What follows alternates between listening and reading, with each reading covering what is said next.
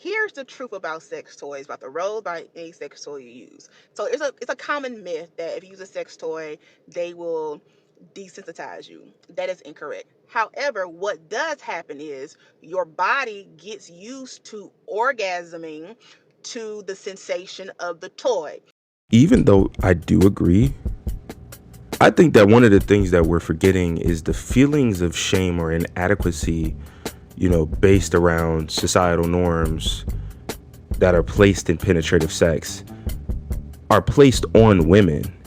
Though I agree that there is a guilt of responsibility to oneself to be able to pleasure oneself effectively outside of toys, we don't actually talk about the things that affect, humans in general when it comes to sex, like the anxiety, the societal pressures, the stresses of life. Just thinking about, having to pay bills, rent going up, the cost of food, even being able to feed yourself is ridiculous now.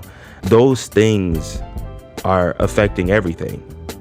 That's why I talk about personal somatic planning is listening to yourself. It's paying attention to how your body responds when you sit in silence. The things that we focus on when it comes to anxieties and inadequacies of self, those things can be compounded with the stresses of what our partner put on us.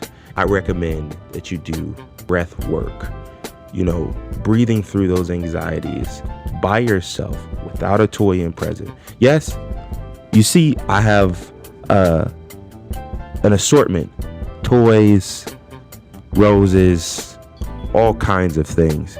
We got the Enjoy wand here.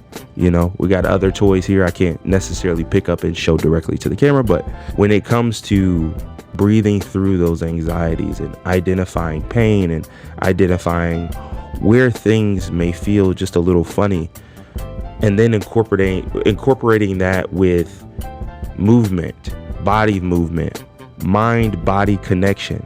Mind-body connection have a direct correlation of body movement. The more you move your body, the more you're aware of your body's capabilities, what you can and can't do.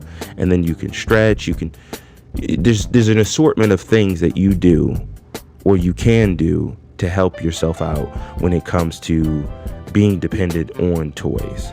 And like I said in the comments of this post, the concepts of neuroplasticity, where it takes approximately 90 days to learn or unlearn a skill, right? If you reverse engineer that and apply it to this situation where, okay, I can't have sex unless I have a toy in present. I got this on lock. I got this turned on, take away this toy and then you focus on yourself.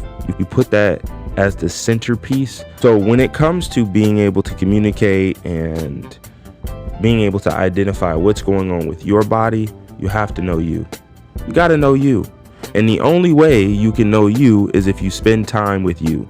Even with the neuroplasticity and applying that or reverse engineering it, it's going to take you about 90 days to even break the cycle of constantly being able to release or orgasm with a toy present and then doing it without a toy present.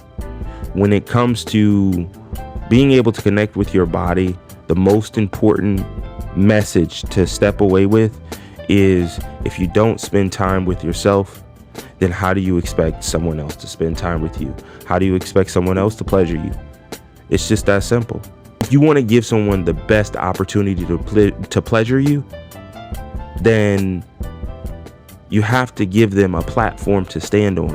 And without a platform to stand on, they're going to fall. And then you're going to be disappointed.